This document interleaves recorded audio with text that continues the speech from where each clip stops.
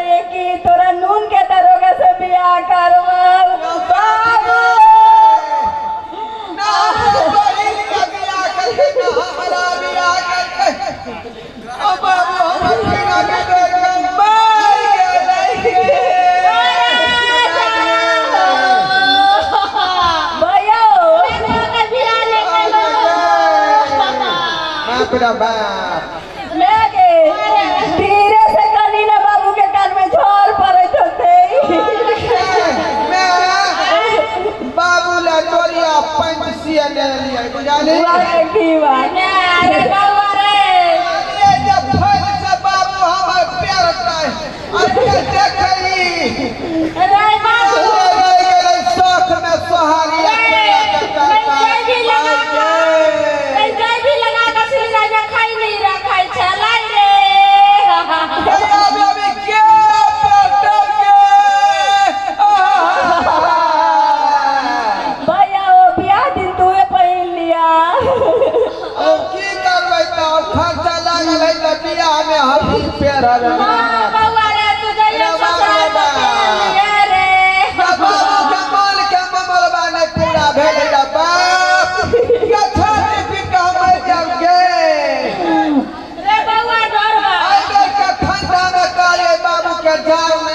तब मोफर लाइन दे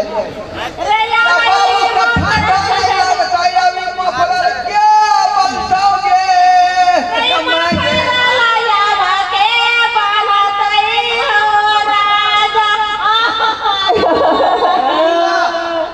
अब बाबू नहीं बनल गई हम अपने बाना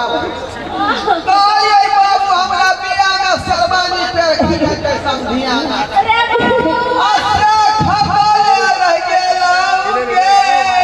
मेरे राजा के बातिया मनाही मेरा हलाओ रे भयो खाता करिए गे के रुपया खाता करिए बाप चढ़ाइया के लोग ये समाज के लोग ये हमर बाबू अब कहाँ से ये कहिए अब बेटा बेटी के शादी होने कैला कर अल्लाह राजा उड़िए गेला ये ले लिया ये छौरी बियाह में फेर का नाच करते भैया हमरे लाई ओ गे ये तोरा लल्ला खरीद के ले लिया सुना ना ना बाबू के सफल भेलै ना तोरा सफल भेलै आ बाबू हमें तीना गिदर का मारिए गेलाई हो ओ बाबू सफल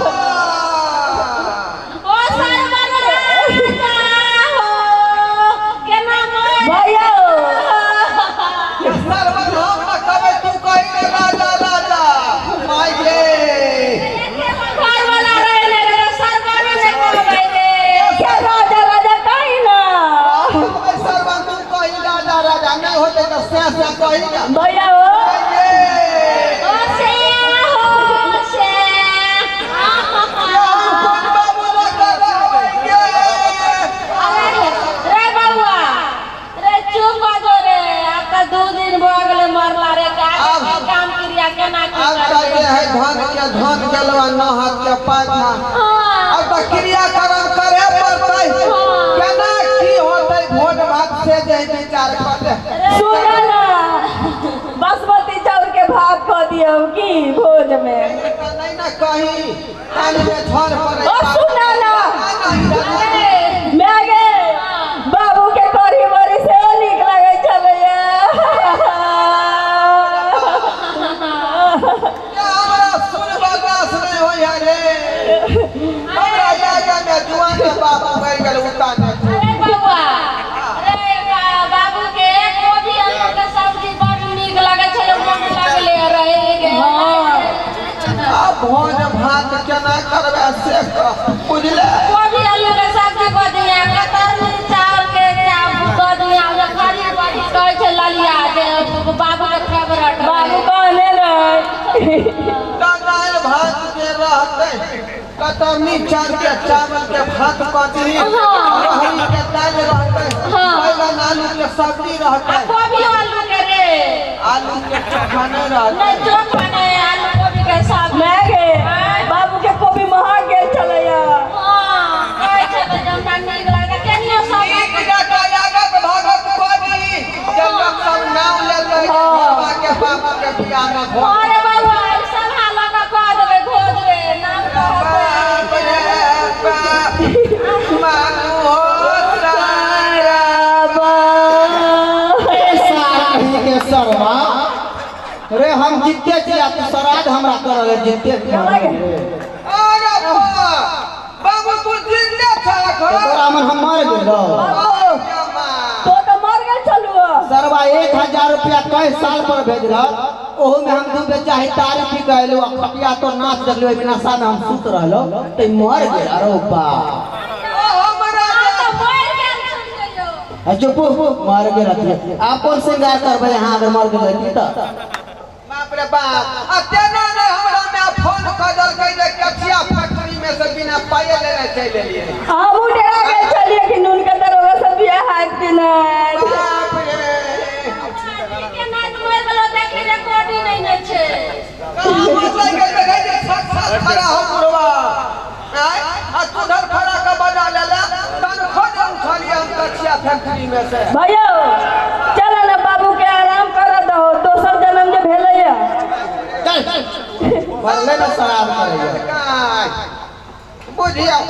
नरफाना का पंजाब से बोला लड़का बुढ़वा मरबो नहीं केले वाह